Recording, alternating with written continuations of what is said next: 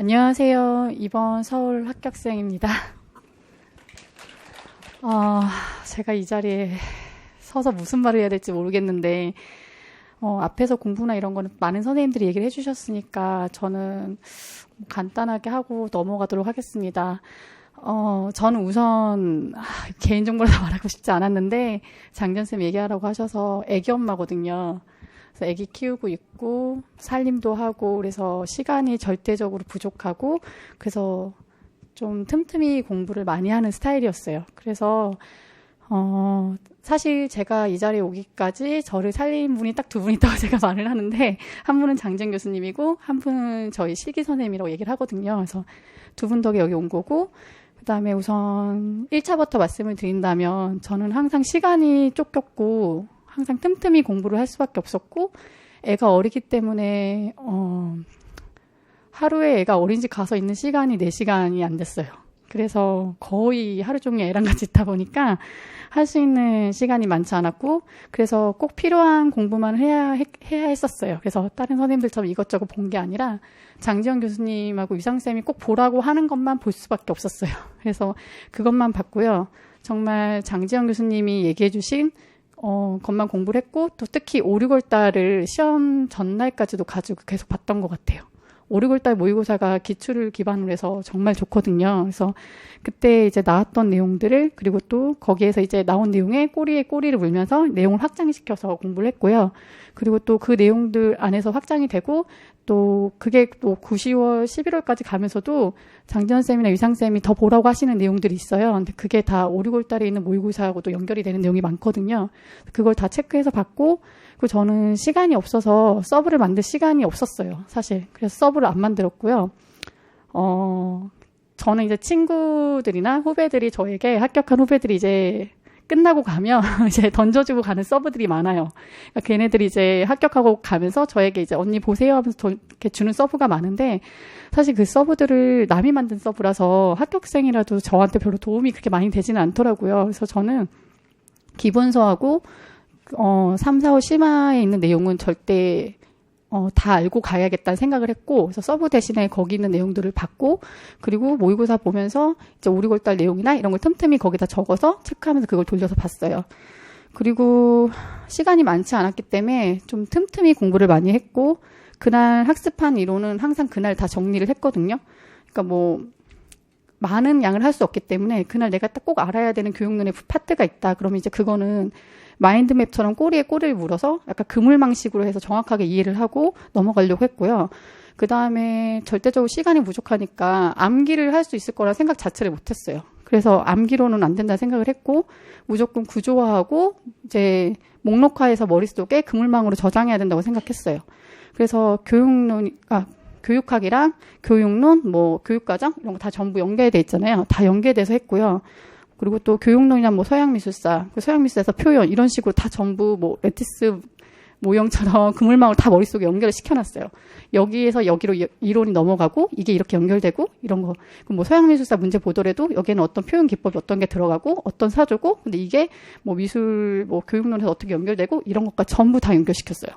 그러니까 그거를 공부라고 생각하지 않고 좀 재밌게 생각해보자 하면서 기본서나 심화이론 보면서 다 연결을 시켰고 그렇게 이제 맥락 중심으로 구조하고 목록화해서 머릿속에 넣어놓으니까 잘 잊어버리지도 않고 그리고 잊어버리더라도 금방 다른 거를 생각해내면 연결돼서 나오더라고요. 그래서 그렇게 공부를 했고요. 그리고 또 저는 디자인과 출신이어가지고 표현이 되게 어려웠거든요. 뭐 솔직히 다른 회화과 선생님들이나 이런 선생님들은 쉽게 접했을 재료나 이런 거였을 텐데 전 디자인과라 잘 모르는 게 많았었는데 유상쌤의 표현 파트가 저에게 좀 도움이 많이 됐어요. 우선 사실 이번 기입에서도 평탈 기법 문제 같은 경우는 도판만 봐서는 알 수 없는 사실 좀 알기 힘든 문제였는데 이제 이런 거 같은 경우도 유상쌤이 표현 파트 강의하실 때 해주셨던 얘기들이 있었거든요. 근데 그게 거기 지문에 그대로 있더라고요. 그래서 보면서 자세히 다시 지문을 다시 보고 그리고선 도판을 봤더니 아 이게 평탈이구나 하고선 알 수 있었거든요. 그래서 그런 식으로 표현 파트는 유상 선생님 덕분에 편하게 할 수 있었어요. 그리고 저는 또 사람들이 스터디를 해서 잘하시는 분들도 있는데 스터디를 못 하시는 분들도 있잖아요. 근데 저 같은 경우는 사실 절대적인 공부 시간도 부족한데 스터디까지 하면 제가 스스로 공부할 수 있는 시간이 없었기 때문에 사실 스터디는 하지 않았어요. 스터디는 하지 않았고 항상 작년 같은 경우에는 저랑 친한 선생님하고 스터디를 했는데 그 스터디는 사실 공부 스터디라기보다는 서로 마음의 위안을 얻는 스터디. 저희가 힘들잖아요, 공부하다 보면. 그리고 서로 이제 나 여기까지 공부했는데 너 오늘 봤어? 이런 식으로 얘기를 주고받는 그런 스터디가 있었고요. 그래서 스터디를 하지 않아도 붙을 수 있다라는 얘기를 꼭 해드리고 싶어서 전달해 드립니다. 뭐 사실 제가 작년 같은 경우는 소수점으로 최탈해서 떨어졌거든요, 서울에서. 근데 작년에 떨어진 이유가 이제 뭐 여러 가지 이유가 있겠지만 저는 실기 때문에 떨어졌다고 생각을 해요. 그래서 제가 뭐 앞에서 선생님들 다 말씀하셨으니까 공부 같은 내용 간단하게 이렇게 말씀드리고 실기 같은 경우도 이제 이게 나중에 다 끝나고 나서 1차 후에 2차를 하겠다라고 생각을 하시면 좀 힘들 수도 있을 거라는 거 말씀드리고 싶어요. 그러니까 원래 실기를 잘 하시고 이제 하신 분들은 상관이 없는데 저는 사실 졸업한 지도 꽤 오래됐고 그다음에 사실 회사도 다녔었고 그다음에 다시 대학원에 갔다가 대학원도 졸업하고 그리고 나서도 아이 키우느라고 시험을 대학원 졸업하고 바로 보지 못했거든요. 그러니까 시간이 엄청 많은 시간을 손을 놓고 살아왔고 또 대학도 디자인과를 나왔기 때문에 19살 때 실기 이후로는 실기를 거의 해본 적이 없어요. 드로잉 정도밖에. 그러다 보니까 그 특강으로만 실기를 해서는 2차 실기에서 그게 점수가 많이 나오지가 않더라고요. 그래서 최탈할 때, 그러니까 작년에 서울에서 떨어질 때는 사실 실기 때문에 떨어진 게 컸거든요. 그래서 실기가 조금 자신 없으신 분들은 좀 미리 준비를 하셨으면 좋겠어요. 그러니까 1차 후에 하겠다는 게 아니라 난 어차피 합격할 거니까 합격하기 위해서 미리미리 하나하나 다 준비를 하겠다는 생각으로 하셨으면 좋겠고 생각보다 2차에 올라가면 실기, 면접, 수업 시간 변별이 다 심해요. 실기 같은 경우도 동점자가 없고 거의 줄 세우기로 세우거든요. 상대평가로.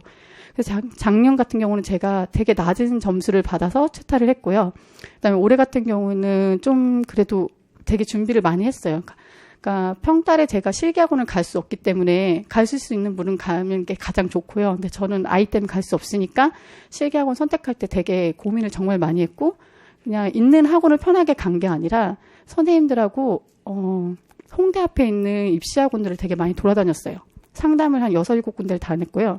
제가 상담하면서 요구했던 게 뭐냐면 사실 입시학원에 가면 그 일반 고등학생 애들한테 치인다는 얘기를 많이 하잖아요. 그래서 제가 그게 너무 싫어서 제가 만약에 가게 되면 저희 임용반을 따로 만들어주고 따로 전임 선생님을 붙여달라는 조건으로 상담을 되게 많이 다녔어요. 그리고 그림도 엄청 많이 봤고요. 근데 좀 이게 되게 무모한가라는 생각을 했는데 사실 그렇게 해서 저희가 2차에서 실기가 사실 작년 같은 경우는 진짜 낮은 점수였거든요. 거의 끝에서 손가락에 꼽을 수 있는 점수로 제가 뒤집혀가지고 떨어졌는데 올해 같은 경우는 앞자리가 2로 바뀌었어요.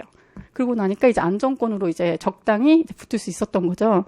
그래서 저는 솔직히 실기도 미리 준비해야 되고 또 실기학원도 선생님들 요구하는 사항에 맞는 학원을 좀 찾았으면 좋겠다고 생각하고 그다음에 이제 사실 노량진에 있는 학원들은 그 옛날 스타일로 계속 가르치잖아요. 그런데 그 채점하시는 장학사나 이러신 분들은 사실 고등학교 애들 입시도 계속 보고 하시니까 눈이 노량진 선생님보다는 더 세련됐다고 해야 되나? 그런 것도 좀 있으시고 그리고 또 여기서 하시는 분들도 계속 이제 대학교 졸업하시고 얼마 안 되신 선생님들도 많고 하니까 그림 스타일들이 요즘 스타일이신 분들이 많잖아요. 그러니까 확실히 잘하는 사람들이 많거든요. 그래서 제가 처음에 노량진에서 배울 때는 진짜 옛날 스타일로 배웠는데 막상 2차 시험장 가봤더니 그림들이 다 쌤들고 너무 잘 그리시는 거예요. 그래서 그걸 보고선 제가 홍대로 간 거였거든요.